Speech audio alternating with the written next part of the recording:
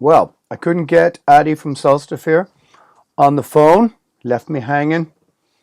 So I'm going to discuss the new Metallica album. Why not? You could call it low-hanging fruit, the making of content. I'm sure I'm only about the 100th person to discuss the new Metallica album, but I'm allowed to. Why not? This is, I guess, the first Metallica album I bought the day it came out was in 1988. That was Injustice for All. I suppose I'd gotten into Metallica maybe a year or two before that. I suppose it was just after the very first garage days, and the first thing I got was a vinyl copy of Ride the Lightning. Regardless of what you say about Metallica after that, I gave up pretty much. Not once I gave up, but since in about Metallica in the 90s changed, and it ceased to be our band or Metalhead's band or the Outsiders band or the band that I suppose spoke for people on the outside. It became everyone's band, and there's always that feeling amongst people who've grown up with a band that they've taken very much to their heart. They feel a little bit betrayed. I mean, I think that's part of what would you say? What's the right word? The hubris of youth, whatever you want to call it. That was rather pretentious, but it's the thing you do when you're young. You take everything that bands do super, seriously into heart. But that's what makes your identification with bands so profound and so character forming and so all encompassing when you're young. And of course, the fact that Enter Sandman shot Metallica into the stratosphere, it did change people's perception of Metallica. They ceased to be our jeans and t-shirt rebellious fuck you band. They were everyone's band. I have a fractious relationships with the albums then after that. I'm not a Black Album hater by any means. I think it's a good record. Just not happened to be my Metallica record. There's some great songs on it though. After that, okay. It's the standard thing to say there's one good album between Load and Reload. But that's probably true. Then after that, it all becomes a bit of a mess. You have the horror of Saint Anger, which is just like literally an album that I guess they needed to make for therapeutic reasons, but that no one ever needed to hear, alongside some kind of monster nonsense, where they just sort of ended up portraying themselves as indulged, pampered millionaires, far, far, far from the reality that was what formed Metallica in 85 or 86. But I don't really know the Death Magnetic album too well. I just found it pretty boring and dull. But there were signs of life on the last album. The last album was pretty good. It's the first one I bought since Injustice for All. And apart from the sort of lack of dynamics in the tone, which we'll discuss again on this record, it had some really good bits, and it sounded like James was plugged back in again. His vocals sounded great for the first time since, I think, the second Garage Days Revisited record, where the production on that is the last time I think I heard Metallica sound absolutely incredible, huge, Turn the Page and the Merciful Fate medley and all that kind of stuff.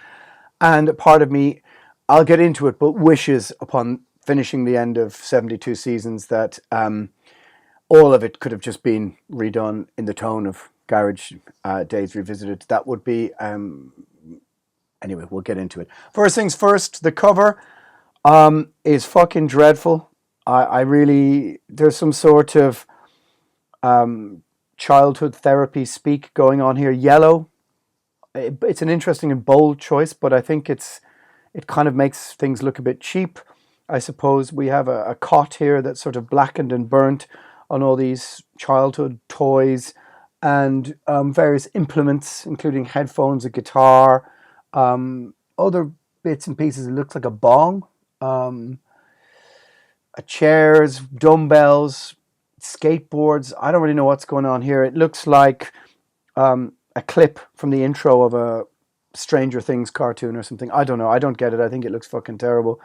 But anyway, it's a bold choice, yellow, and it looks pretty dramatic, but I don't know. I think it looks pretty cheap, to be honest. So first things first, track one. Let me bring up the names of the tracks. So it's first things first, it's 72 seasons. What's that? 18 years. What happened 18 years ago? 2005. I don't know. I presume that's something significant to James. That's why he's called it that. I don't know. Maybe that was that some kind of monster movie or something like this? I don't know. 18 years anyway, so 72 seasons. It's 77 minutes long. Again, I don't know what it is about both. Sorry, I'm fixing my sweet incantation shirt here, so I'm not popping out of it. You should have worn something more conservative, says you. But anyway, it's what the fuck am I talking about? Yes, okay, 77 minutes. Why do Metallica and Iron Maiden feel the need to make these overlong albums? Is it because that they only come along every 3 or 4 years, and within that they think they need to give people value for money? To be honest, I would rather, substance over style, or whatever you want to say. I want great songs. I don't need a 77-minute long record. I find that just too much, and it's too modern. I understand that it's kind of moves against the nature of the sort of instant gratification culture of the modern world. We could say that, but at the same time, I really don't need 12 new songs. What happened to just 8 short, sharp bursts? Anyway, the album starts with 72 Seasons, the title track. Now, this is a song from one of the videos.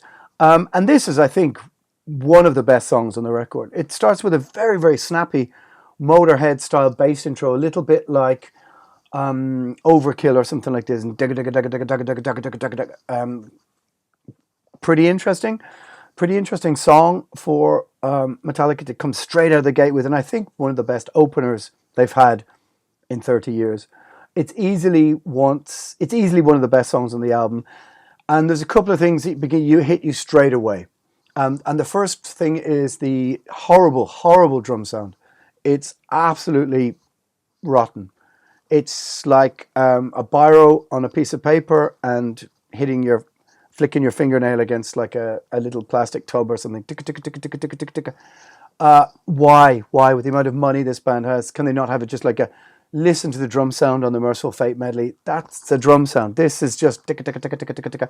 And what it does is, unfortunately, it makes listening all the way to the end of 72 Seasons a punishing listen.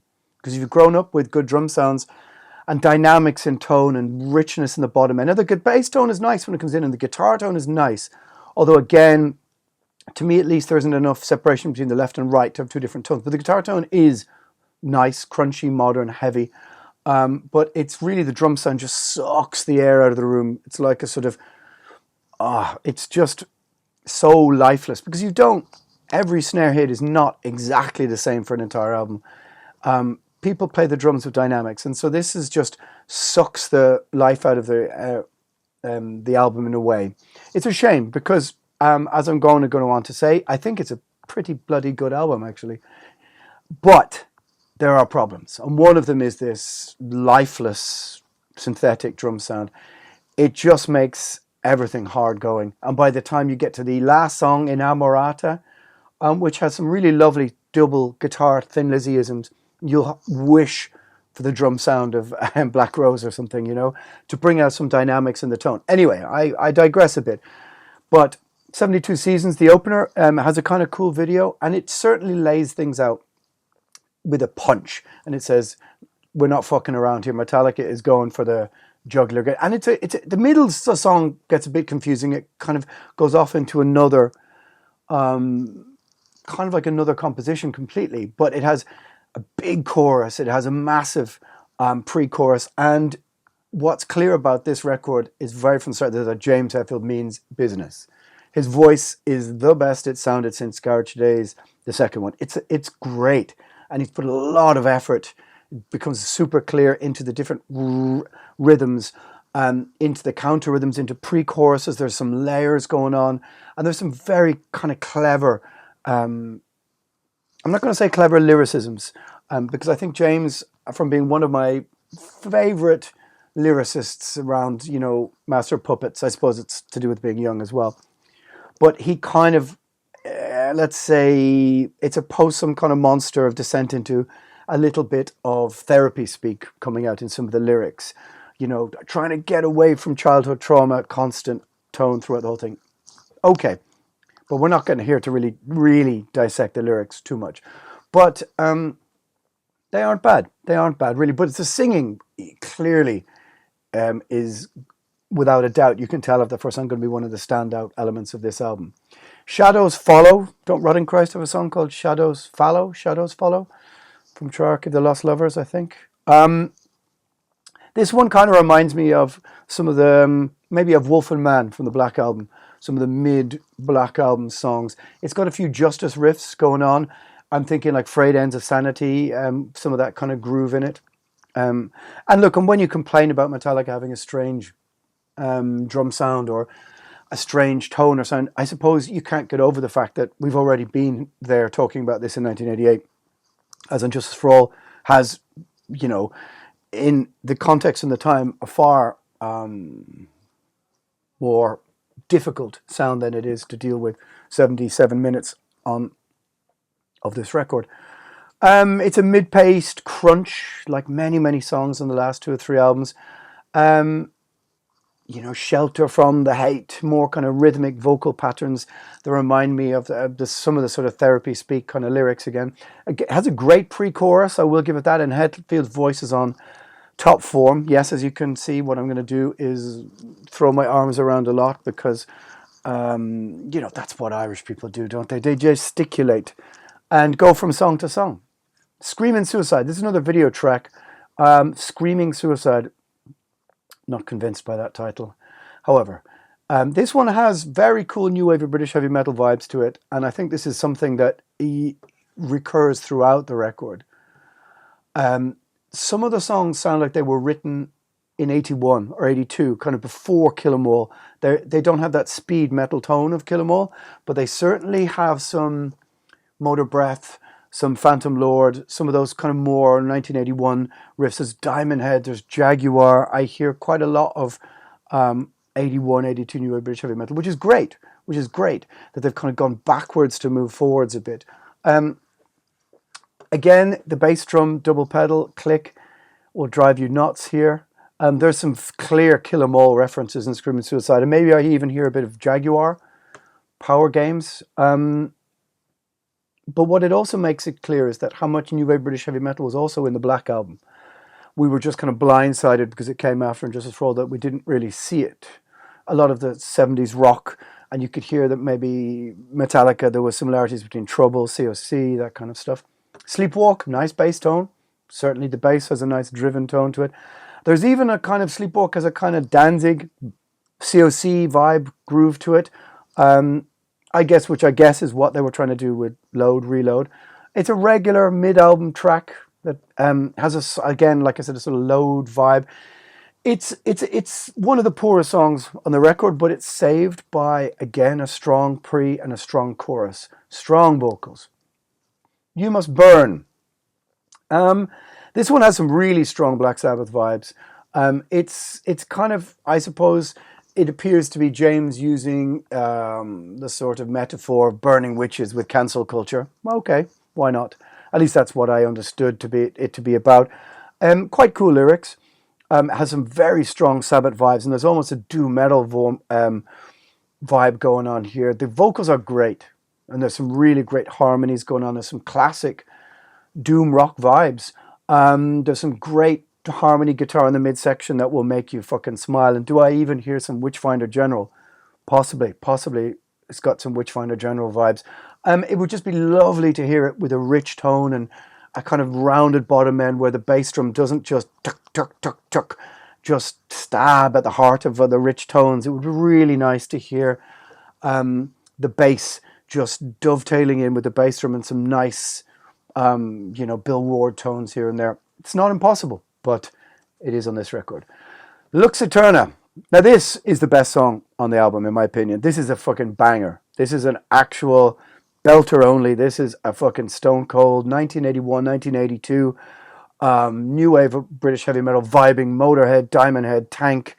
No fucking around, no 6, 7, 8 minutes.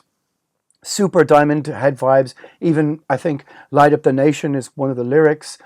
It's one of the tightest Metallica songs in years, and that it's been stripped of any sort of flabby bits where you go, oh, guys, what are you doing here? The horrible bass drum sound again.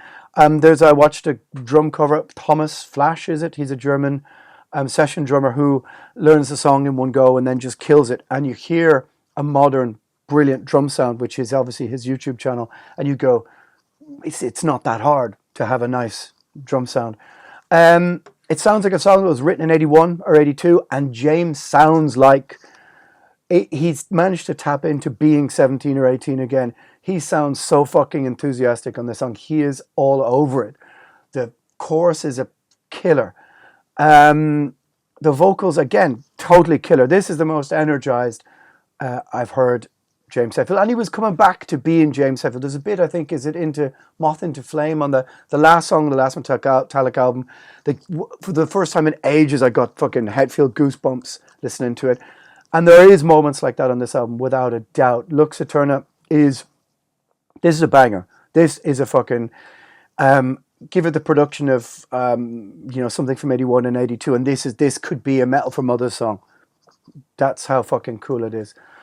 And it is the high point. And you're 6 songs in now, you're halfway through, and it's pretty bloody memorable. I'm putting song titles to choruses, and that's something that was missing. You listen to Death Magnetic or Saint Anger, tell me a chorus that fits with I don't remember one. There's nothing is in my brain from those records. It's in my fucking brain now after how many listens I've had. It's been on rotation, going and going. Chasing Light. This is a sort of a bit of a typical song. Oh no, hang on, I missed something here. Crown of Barbed Wire. Yeah, this is another mid-paced. It's got a kind of darker riff. It almost reminded me of Abbath, or maybe even Immortal Dust. Slightly dissonant chug. Of course, it's not influenced by Abbath or Immortal, but it sounds kind of modern. It does slip into that jammy groove that sometimes sounds like, when you look at the Metallica videos which show them songwriting, you can hear that they jam a riff, they record everything, and somebody has cut them up and gone, okay guys, how about I've made a song out of these 4 or 5 jams, which can be good and can also be, I don't know, I think it can be sometimes not great for the songwriting process because you never build up a full head of steam. Anyway, it's a pretty interesting song, again, carried by some cool vocals. It's a bit darker. It reminded me a little bit of My Friend in Misery, maybe. All right, where are we? Chasing Light. This, I think, this would be the second song on side 2. Chasing Light, again, it's a kind of more typical, it's typical of the sort of mid-album songs that you find in the records of the new Maiden, for example. It's probably, we could do without it. Maybe it could have been a B-side on something. There's too many of these stop-start motifs, which seem to me to be punctuations at the end of jam riffs for when they're cut together. That's what it seems like to me. It's beginning. I'm as an 80s Metallica and heavy metal fan. By now, my ears are starting to get a bit tired of the repetitive drum sound. It's beginning to do my head in, and it does suck a bit of the joy out of the album. I mean, it's like Hetfield is doing his utmost to bring joy and energy and life to this record, and the dynamics and tone are doing their utmost to draw that back from the record, if you understand what I mean. That's if you care about these kind of things. Maybe there's a lot of modern fans who won't notice some of these things, but what are we saying? Hetfield pushes the vocals in this song, Chasing Light, quite hard. Like there's some kind of, there's some quite high vocals going on here. And he's got some grit in his voice. Again, great. But he makes the song perhaps greater than it actually is. And then you look, and then I'm like, okay, 77 minutes. That means I have another 15, 20 minutes. My patience is starting to wear a bit, and not just because my patience is generally an awful lot thinner than it used to be. It's the tone is kind of sucking my will to live. If Darkness Had a Sun. Now this is the worst offender. It's not a bad song, but it's got some fucking doomy vibes to it. But this duck duck duck duck duck duck duck duck duck duck duck. This bass drum is just tick tick tick tock tick tock tick. It starts the song, and you really get a sense of the monotony of the drums. It starts to do my head. Not every snare beat goes like that. Why not give us a ghost note or a roll? Think Brian Downey. Think giving us a little bit of respite from the talk, talk, talk, talk, talk. It just starts to do my head in here, and it's a shame because the lack of body and tone and just begins to suck the life out of it. But this Darkness Out of Sun has got some Candlemas, I hear, which, you know, where if you look at Wherever I May Roam, dun, do, do, do, do, do, dun, do, do, do, do, do. Oh, different tune, but you know what I mean. That sounds like, to me, that's a Candlemas. To put a different drum beat in that, and that could be from Ancient Dreams, in my opinion. So there's some night, which I guess is just Metallica doing Sabbath, isn't it?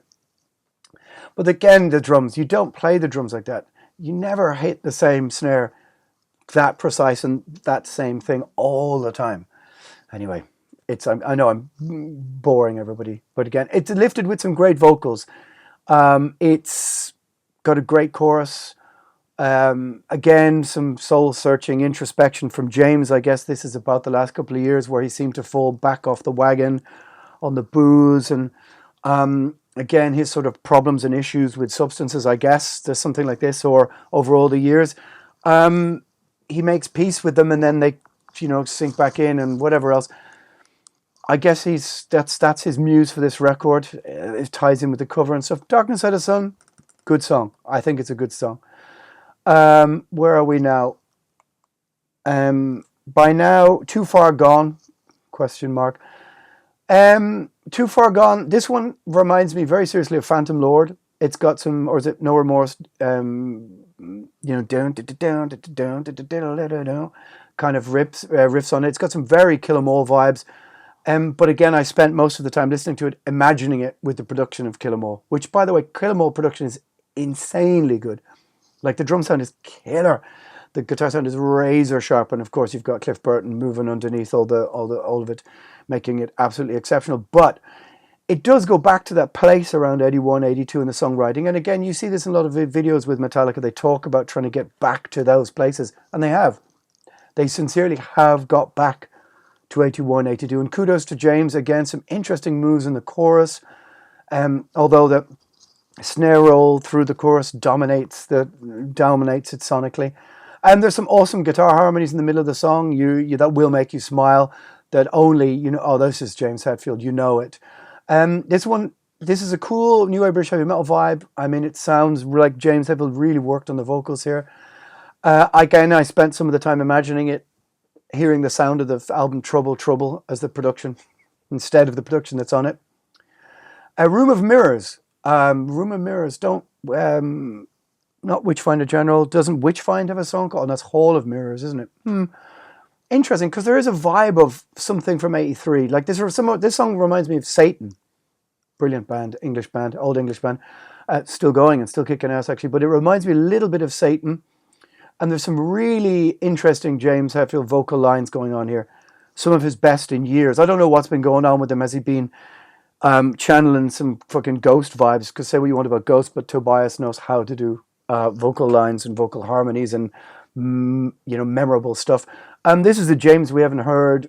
I think he hasn't sounded this absolutely on the money since Garage Incorporated, and of course those were covers, so we haven't heard him sound, to me, this vital in years and years. And it's glorious to listen to one of the heavy metal masters, an absolute sort of legend taking full flight, and you will get the goosebumps, the Hetfield goosebumps on certain. You're like, fuck, you know, it's you're just glad that he's around doing this stuff again. And then, of course, I'm sort of drawn back into the modern paradigm of the music. You know, paradigm? I don't know. It sounded good. It's probably pretentious. There are so many good albums on this record. You will make you smile as a Metallica fan. You kind of go, damn, we got our band back. There's some Maiden in this one. There's some classic Sabbath to end on, as the song rolls out. In Amarata, we've got more Sabbath, I think. I'm sort of feeling a bit like that sort of 77, 78 Sabbath, where every now and again you'd get a classic Iommi riff just out of nowhere, even though it's kind of coming at you out of a cocaine haze. And when it would land a big punch, I'm thinking maybe like a Johnny Blade or something like that, you know. And there's an awful lot of this album that could have appeared on the Black Album, or some of it on a demo from 81, 82 before speed metal Kill 'Em All Tone got its hands on it. So what you really get is, I think, a cross between some of the 90s rock Metallica and 81 vibes, and you'll realize if you can kind of step outside It's new wave British heavy metal. There's the same thing. There's Diamond Head. There's Jaguar. All sorts of stuff like this. Angel Witch, of course. But again, none of it is given any finesse by the unforgiving production, especially the drums. The production lacks any sympathy towards the songs. It lacks any sympathy towards the tone. I mean, look, the guitar tone is nice. It's cool. The solos sound like Hammett. The bass is a kind of cool grinding tone, but they never kind of click in to that sort of richness of Bottom Men, that sort of orange tone that you get from the records this references. The snare is horrid and overbearing, and the bass drum is the same. And as the song in Amarata unfolds, you do, for the first time you hear the dynamics pared back, and we get a slightly more 70s kind of Uli John Roth, maybe even a Michael Schenker when you hear him pare back off the distortion in the 70s in the guitar.